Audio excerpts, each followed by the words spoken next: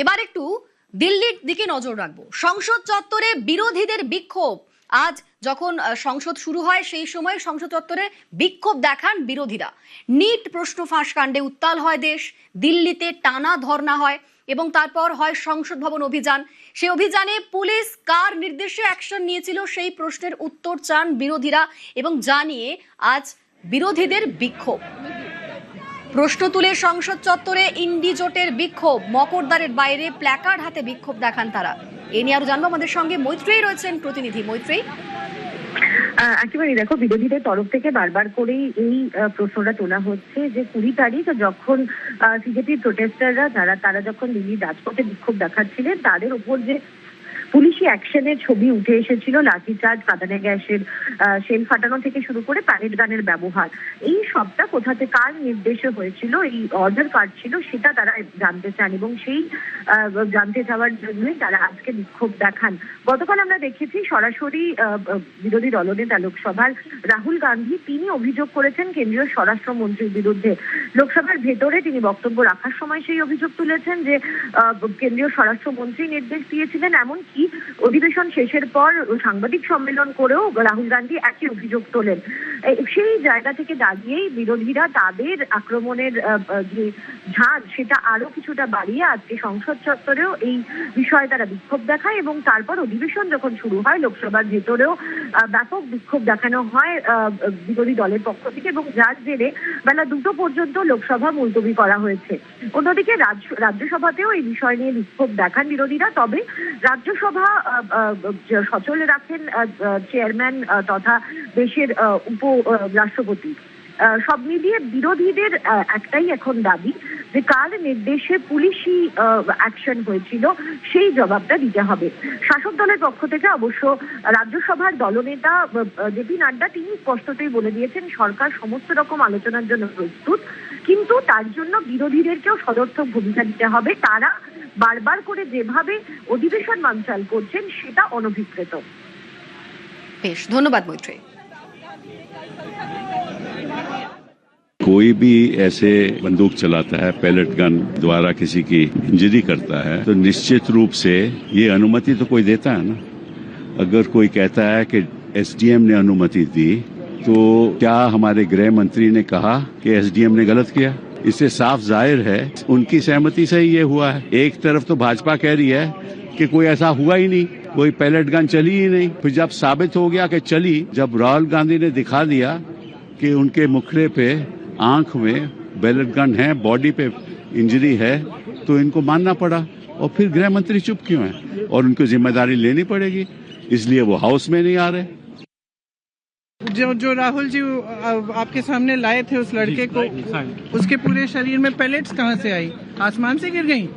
चाहे यूनिफॉर्म बदल लें, ये एजुकेशन पॉलिसी में भी अपनी इतिहास को बदलने की कोशिश करते हैं, कुछ भी कर लें। आपने देखा हमारे देश के युवा क्या सोचते हैं इसके बारे में, आप सबने सुना। ये देश की आवाज है।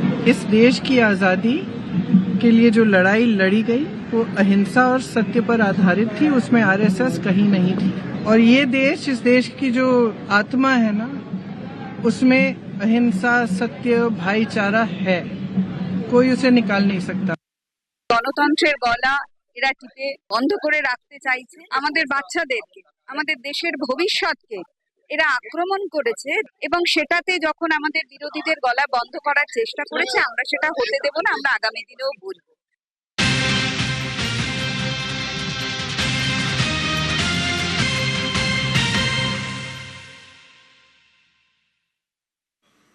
এবার পুরুলিয়ার দিকে নজর রাখবো, সেখানকার ছবি দেখাবো। কি ছবি? আদালত চত্বরে এই তৃণমূল নেতাকে গণধোলাই, ক্ষোভের মুখে ধৃত পঞ্চায়েতের প্রধান তুফান রায়কে বেধড়ক মারধর। এই ধৃতের বিরুদ্ধে তোলাবাজি এবং কাটমানির অভিযোগ রয়েছে। দেখুন তাকে কিভাবে মারধর করা হলো। আর শুধু মারধর নয়, তাকে ডিমও ছোড়া হয়। পুরুলিয়ার রঘুনাথপুরের এই ঘটনা।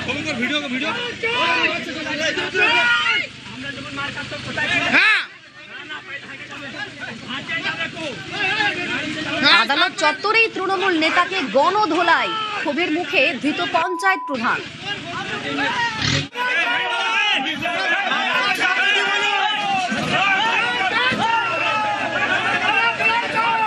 আদালত চত্বর থেকে তিনি বেরোন এবং তারপরই দেখা যায় জনতার ক্ষোভ, তাকে গণধোলাই। পঞ্চায়েতের প্রধান তুফান রায়কে বেধড়ক মারধর।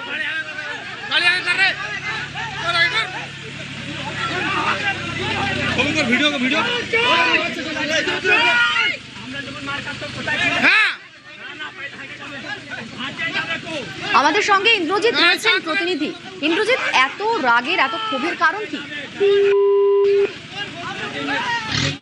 কথা বলবো ইন্দ্রজিতের সঙ্গে, তবে তার আগে আরো একবার জানাই, ক্ষোভের মুখে ধৃত পঞ্চায়েত প্রধান পুরুলিয়ার রঘুনাথপুরের ছবি দেখাচ্ছি আমরা। আদালত চত্বর থেকে বেরোনোর সময়ই তাকে গণধোলাই দেওয়া হলো, তৃণমূল নেতাকে গণধোলাই। পঞ্চায়েতের প্রধান তুফান রায়কে বেধড়ক মারধর।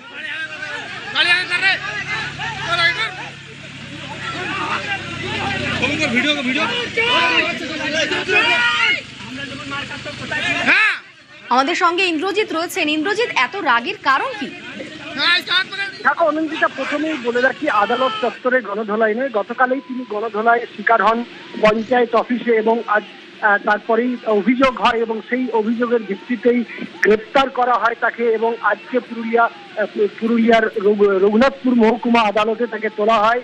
ধৃত পঞ্চায়েত প্রধানকে তুফান রায়কে, এবং গতকাল যে ঘটনা ঘটেছিল আডরা গ্রাম পঞ্চায়েতে তিনি দীর্ঘদিন পর যাওয়ার পরেই বিভিন্ন কাটমানি নেওয়া সহ বিভিন্ন অভিযোগে তাকে একেবারেই রোষের মুখে পড়তে হয় গ্রামবাসীদের, এবং গ্রামবাসীরা মারধর শুরু করতেই স্থানীয় আদ্রা থানার পুলিশ পৌঁছায় এবং তাকে উদ্ধার করে নিয়ে যাওয়া হয়। পরবর্তীকালে গ্রামবাসীদের অভিযোগের ভিত্তিতেই তাকে গ্রেপ্তার করা হয় গতকাল রাতেই এবং আজকে তাকে আদালতে তোলা হয়।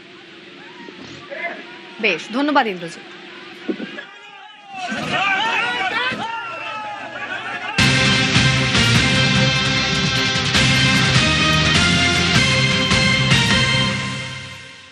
তৃণমূল জমানার সেবাশ্রয়, অভিষেক বন্দ্যোপাধ্যায়ের এই সেবাশ্রয় নিয়ে নানা অভিযোগ, ভুরি ভুরি অভিযোগ। এবার সেই সেবাশ্রয় নিয়ে বিস্ফোরক রিপোর্ট।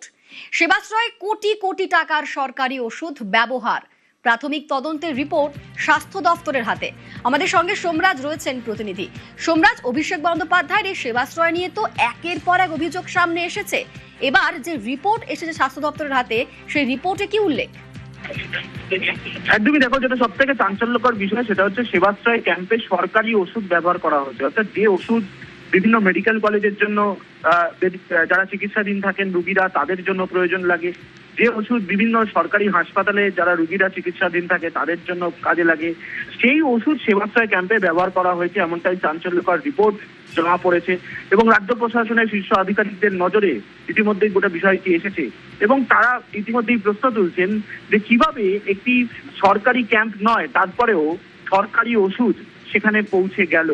এবং যে ওষুধ দক্ষিণ চব্বিশ পরগনা জেলা প্রশাসনের জন্য বরাদ্দ হয়েছিল, তুমি জানো যে দক্ষিণ চব্বিশ পরগনা জেলার মধ্যে একাধিক মেডিকেল কলেজ রয়েছে, হাসপাতাল রয়েছে, স্বাস্থ্যকেন্দ্র রয়েছে, প্রাথমিক স্বাস্থ্যকেন্দ্র রয়েছে, একাধিক স্বাস্থ্যকেন্দ্র, হাসপাতাল, মেডিকেল কলেজগুলো বরাদ্দ ওষুধ, সেটা কিভাবে সেবাশ্রয় ক্যাম্পে ব্যবহার করা হলো, কাদের অনুমোদনে ব্যবহার করা হলো, ইতিমধ্যেই তাদের চিহ্নিত করা হয়েছে যে কাদের অনুমোদনে এই ব্যবহার করা হয়েছে। তার কারণ দক্ষিণ চব্বিশ পরগনা জেলার তৎকালীন চিফ মেডিকেল হেলথ অফিসার যারা ছিলেন তাদের অনুমোদন নেওয়া হয়েছিল নাকি, গোটা বিষয়টি ইতিমধ্যেই নজরে এসেছে স্বাস্থ্য দপ্তরের শীর্ষ আধিকারিকদের। সূত্র মারফত জানা যাচ্ছে কোটি কোটি টাকার সরকারি ওষুধ ব্যবহার করা হয়েছে, কিন্তু কত টাকার সরকারি ওষুধ সেবাশ্রয় ক্যাম্পে ব্যবহার করা হয়েছিল তা নিয়ে ইতিমধ্যেই অ্যানালিসিস বা বিশ্লেষণ করছেন অর্থ দপ্তর ও স্বাস্থ্য দপ্তরের আধিকারিকরা। আগামী সপ্তাহের মধ্যেই গোটা বিষয়টি নিয়েই চূড়ান্ত সিদ্ধান্তে আসবে রাজ্য প্রশাসনের শীর্ষ কর্তারা, তেমনটাই সূত্র মারফত খবর। এবং সেক্ষেত্রে কয়েকজন সরকারি আধিকারিকের বিরুদ্ধেও শাস্তিমূলক পদক্ষেপ নেওয়ার পথে হাঁটছে। ইতিমধ্যেই তুমি জানো যে স্বাস্থ্য দপ্তর গোটা বিষয়টি তদন্ত শুরু করেছে, কিন্তু যে চাঞ্চল্যকর তথ্য বেরিয়ে আসছে সেখানে দেখা যাচ্ছে যে সরকারি ওষুধ, অর্থাৎ যে ওষুধ সরকারি হাসপাতালের যারা রুগীরা ভর্তি রাখেন তাদের জন্য ব্যবহার করা হয়, যে ইঞ্জেকশন, সরকারি ইঞ্জেকশন